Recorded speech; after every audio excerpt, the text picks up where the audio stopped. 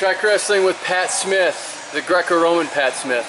Yeah. Not the four-time NCAA champion, which leads to the question, have you ever gotten confused? Any stories with that? Been a lot. I mean, pretty much every weigh-in since I was 5 years old, I've gotten that where you get up there and the guy's like, little young to be Pat Smith. And then you smile and hope he gets the weight thing done quick, you know? Actually, the funniest story is last camp, I got some fan mail. And Coach Lindland gave it to me, and I was like, oh, wow, this is crazy. So I opened it up. There's like a little letter in there, handwritten, and it said, you know, hey, big fan, could you sign this for me?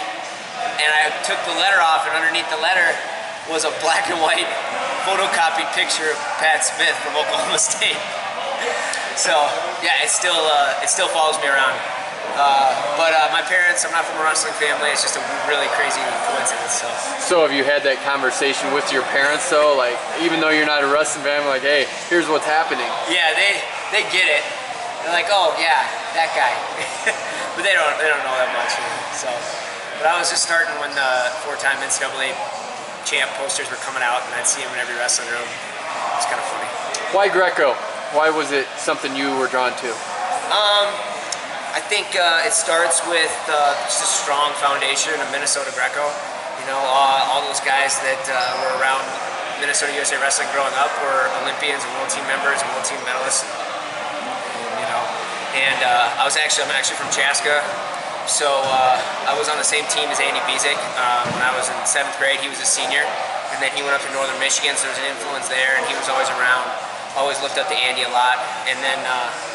I actually got extremely lucky because my club coach as a kid and then my high school coach growing up was Mike Houck, our first world champ for the U.S. So I had a really good influence of Greco-Roman wrestling all the way through. And I think at the end of the day, it suits my skill set a lot better. I'm a brawler. I like to hand fight. I've always been really good at hand fighting and really better when I'm in close contact with guys. And Greco, that's what it is. You know, if you're not making contact, you're getting kicked out of the match. So.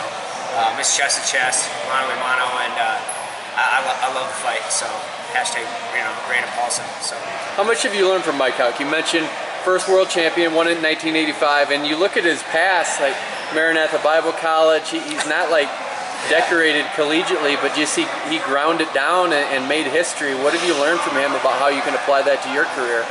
I mean, Mike just hands down is amazing person. Has been a giant mentor in my life. Like. He's taught me a lot of stuff, you know, on the mat, but a ton off the mat, mostly to just mindset.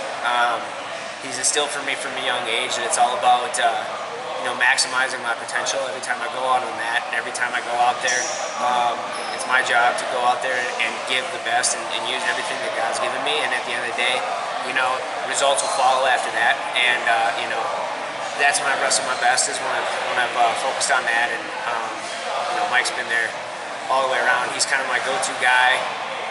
I talk to him, you know, probably once a week back home, and he's still kind of involved with the Storm Club and everything. We're super proud of him, Minnesota. So. Another crazy dude that has a lot of credentials, Matt Lindland's leading the charge here for the national team. You got any good Matt Lindland stories? How does he develop you? Matt's great. We've been working on a lot of top stuff. This past year, really developing something on top. You know, I get a chance on top, I can get a turn. You know, it's going to really open the match up for me. And Matt's a wizard. He turned everybody, you know, back in the day. And so just picking up his subtlety has been huge. And you know, he's been there. He's had success at the highest level. And you know, us as a team, we're hungry and we want to get there. And we're looking to him to help us get there and get back to the glory days of USA Greco. So pretty remarkable run to make it here. You losing the US Open 7-5 to Kamal Bay, and then you get teched in the first match of Final X. How do you stay in those matches and know that you can win the next two and still make a world team? Yeah, I think it goes back to, you know, Mike Houck stuff. We were talking about maximizing potential, maximizing performance. I think in that first match, you know, I definitely didn't execute and wrestle to my strengths as well as I could have. I think the first minute and a half, maybe I did that, and then after that, I lost a little focus, and I just kind of made a deal with myself after that first match that, you know, regardless of what happens, I was going to execute the game plan because that's what I came here to do. That's what I trained to do all year, and I'm going to execute and wrestle my best, and then we're going to see where the chips fall as they may, so to speak. See what happens. But I had confidence that if I was able to execute, I was going to come away with the win, and I did. And then you saw it in that second match. It kind of really built up and led into that third match where I had a lot of confidence going into that one. If I continued with that same game plan, I don't think that anybody could beat me, and I feel that same way with anybody in the world. If I can execute and wrestle my style, it's going to be hard for people to beat me. Talk about loving the fight, and you grind it out, and yet you still have Kamal Bey here training alongside you here. What's that like, having your #1 competitor training in the same environment as you?